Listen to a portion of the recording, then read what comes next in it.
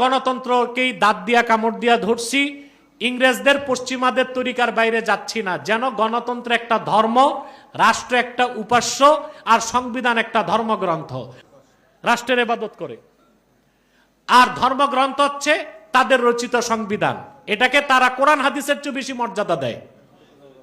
হ্যাঁ, এর বিরুদ্ধে যাওয়া যাবে না। ইসলামের বিরুদ্ধে যাব, সংবিধানের বিরুদ্ধে যাওয়া যাবে না। এটারে বানাইছে রাজনৈতিক ধর্মগ্রন্থ, আর ধর্ম হিসেবে গ্রহণ করছে গণতন্ত্রকে। এইসব সেরেক থেকে আমাদের বাঁচতে হবে। রাজনৈতিক সেরেক থেকে না বাঁচলেও আপনি মুশরিক মুসলিম হিসেবে পরিচয় দিতে পারবেন না। অন্তত খেলাফা প্রতিষ্ঠার আগে আমাদের গণতন্ত্রটা এতটুকু সংস্কার করা দরকার যেন সেরেক কুফর থেকে বাঁচা যায়।